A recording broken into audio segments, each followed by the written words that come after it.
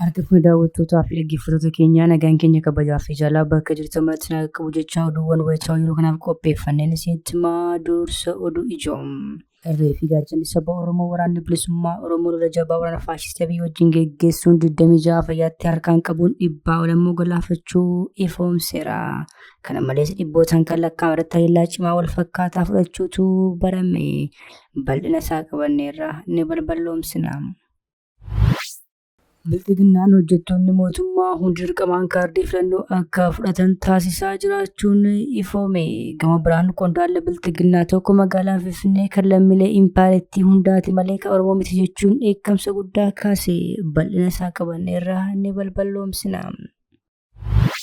Dabballoonni bilxiginnaa sadarkaan jiran uummata irraa meeshaa hiikuun haleellaaf akka saaxilamu taasisaa jiru jedhame. Keessumaa godina Salaalee irratti humnoonni faashistii Abiy meeshaa uummanni hidhattoota finxaaleeyyii faannoo ittiin ofirraa eeguu bitate irraa hiikaa jiraachuun dhagahameera. Bal'ina isaa immoo isinis ni dhageessu. Doonaald Tiraamp marii bu'a qabeessa Ameerikaa fi Iraan gidduutti geggeeffamuun weerartuun anniisaa Iraan akka hin lollamne ajaja dabarsuun barame. Pireezidaantiin Ameerikaa marii bu'a qabeessa Ameerikaa fi Iraan akkaataa waraana dhaabuun danda'amu irratti taasisaniin booda karoora weerartuu anniisaa Iraan haleeluuf qabatee ture guyyoota muraasaaf achi butuu dubbate. Kanas ni dhageessu. Poolisiin Keeniyaa Ministirri Hajji Alaa duraanii badee jedhamnaan qorannaa geggeessuu eegale. Poolisiin Keeniyaa Ministirri Hajji Alaa duraanii biyyattii Raafaayil Tuujuu butame achi buuteensaa dhabameera jedhamnaan qorachaa akka jiru gabaase. Kanas qindeeffanneerra isin biraan geenya. Odeeffannoo wayitaawaa impaayirtii fi Oromiyaa keessaa yeroo yeroon argachuudhaaf toora YouTube chaanalii kana sabiskiraayib laayik sheer taasisaa jechaan gara oduu bal'aan qopheeffanneetti isin dabarsa.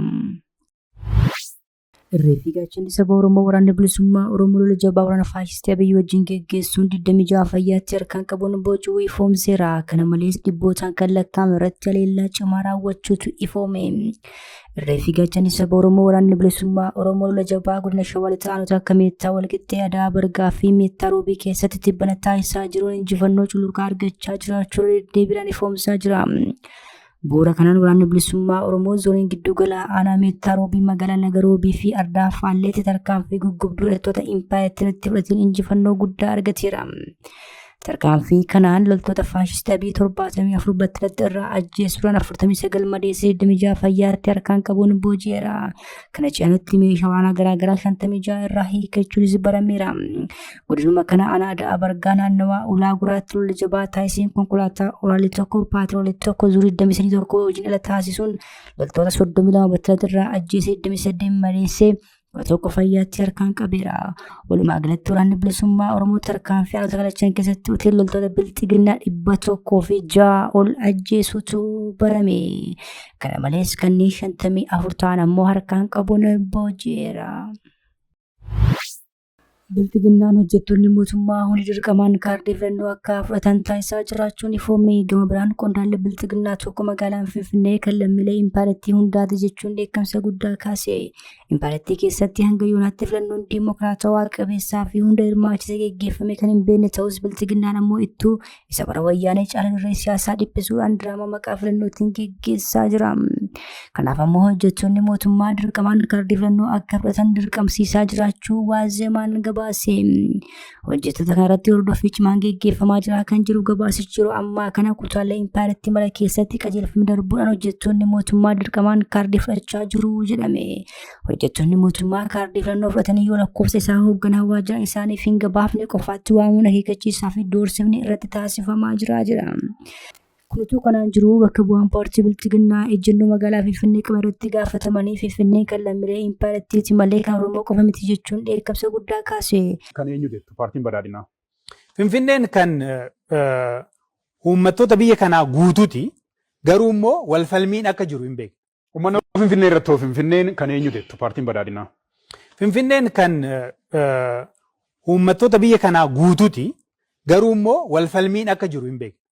Qondaalli Bilxiginnaa Biraanuu Leenjisoo jedhamu tibbana falmii karaa foddaa TV faana tamsa'e irratti heera mootummaa naannoo Oromiyaa irratti waan barreeffamee jiru sarbuudhaan mirga abbaa biyyummaa Oromoon Finfinnee irraa qabu faallaa dubbataniiru. Bilxiginnaan waggoota torban darba Oromiyaa keessatti duula qurxummicha qabuuf gaanicha gogsuu jedhu labsuudhaan Oromoo fi lammiilee Oromiyaa lafarraa daguugaa ture. Ammas umurii aangoo isa dheereffachuuf jecha diraamaa siyaasaa maqaa filannootiin geggeessaa jira. Dabballoonni Bilxiginnaa sadarkaan jiran uummata irraa meeshaa hiikuun lafa akka saaxilamu taasisaa jiru jedhame. Keessumaa godina Salaalee irratti humnoonni faashistii Abiyyi meeshaa uummanni hidhattoota finxaaleeyyii ittiin ofirraa eeguu bitatee hiikaa jiraachuun dhagahameera. Godina Salaalee irratti loltoonni faashistii Abiyyi meeshaa waraanaa seera qabeessa ittiin humnoota finxaaleeyyii ofirraa ittisuuf bitanne nurraa hiikaa jiru jechuun ammoo jiraattonni himaniiru. Qaamni silaa nageenya uummataa tiksuu qabu dirqama isaa bahuu dadhabnaan uummanni dirqamee gaafa hidhatu caasaan sirnichaa faannoo wajjin hojjetu dhaqee uummata irraa hiikaa jiraachuutu saaxilame. Jiraattonni yaada isaanii kennan ana irraa haleellaa humnoota finxaaleeyyii faannoo irra jiraachuu dubbatan. Humni kun irra deddeebiin haleellaa raawwateen uummata Oromoo irra miidhaa jabaallee geessisaa akka jiru dubbataniiru. Namoonni haala kanaan daraa hamaa argan tokko qe'ee ofii eeguuf meeshaa seera qabeessa bitachuu jedhanii jiraattonni qe'ee ofiitti taa'anii lubbuu isaanii dhabuu mannaa jedhanii waan qaban gurguranii meeshaa bitachuutti jiru jedhan. Tibban ammoo qaamoleen Bilxiginnaa uummata haala kanaan meeshaa bitatee meeshaa hiikaa jiraachuutu himame. Gandawwan qataa waariyootti tibbanumaa namoota meeshaa qaban irraa guutummaan guutuutti qaamoleen Bilxiginnaa hiikuutu barame. Warri qaamni Bilxiginnaa irraa hiikaa jiru kun dhalattoota Oromoo akka ta'an kan dubbatan jiraattonni gandoota dhalattoonni saba Amaaraa itti baay'atan immoo qaamni gaafa tokkollee hin jiru hunduu hidhatee ifatti socho'aa jira jedhaniiru. Qaamni mootummaa ofiin jedhu haleellaa dhalattoota finxaaleeyyiis nurraa ittisaa hin jiru meeshaa waan qabnu gurgurree bitannes nurraa hiikaa jira jechuun jiraattonni komii isaanii himataniiru. Kan muummichi ministeeraa Abiyyi faannoo paarlaamaa irratti yoo dhaadheessan Biraanuu Juulaa ammoo nuyi faannoo wajjin lola hin qabnu jechuun ni yaadatama. ፋኖ ለአማራም ለኢትዮጵያም ኩራት ነው። ምን ጥያቄ የለው። በጀግነት ተዋግቷል፣ በጀግነት ይዋጋ ወደፊትም። እሱ የአብይን ውዳሴ ሙገሳ ጠብቆ የሚዋጋ ሳይሆን አገሩ ወዶ የሚዋጋ ስለሆነ Tiraamp marii bu'a qabeessa Ameerikaa fi Iraan taasisan hordofee wiirtuu anniisaa haleeluuf ture dabarsuu hime. Pireezidaantiin Ameerikaa marii bu'a qabeessa Yuunaayitid Isteetii fi Iraan akkaataa waraana dhaabuun danda'amu irratti taasisaniin booda karoora wiirtuu anniisaa Iraan haleeluuf qabatee ture guyyoota 5f butuu dubbate. Doonaald Tiraamp waldhabdee baha giddugaleessaa keessatti uumame kanaaf furmaata guutuu fi fala waliigalaa fiduu marii bu'a qabeessa taasifameera jedhe. Haleellaan wiirtuu humna elektiriikaa fi bu'uuraalee anniisaa irratti raawwatamuuf karoorfame kamiyyuu guyyoota 5f tursiifamas jedhe.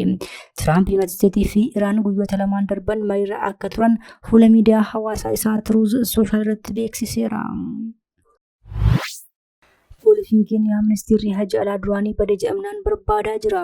Poolisiin Keeniyaa Ministirri Dhimma Alaa duraanii biyyattii Raafaayil Tuujuu butamee achi buuteensaa dhabameera jedhamnaan qorachaa jira. Akka maatiin Tuujuu jedhanitti ministeera duraanii kanaaf konkolaachisaan isaa gaafa sanbataa afgaaffii raadiyoo sagantaa galgalaa tokko irratti hirmaachuuf deemanii turan. Akka poolisiin jedhutti konkolaataan magaalaa Naayiroobii ollaa Karan jedhamu irratti otoo ibsaan isaa ifuutti argame. Bilbilli isaa waan hojjetaa hin jirreef maatiin isaa argachuu akka hin dandeenye hime poolisiin. Namni ministeera Dhimma Alaa dabalatee sadarkaa garaagaraan tajaajilaa ture kun liqii baankii irraa fudhatee hin deebine jedhamuun manaa fi qabeenya isaa dhaalamuu fi falmii mana murtii irra ture.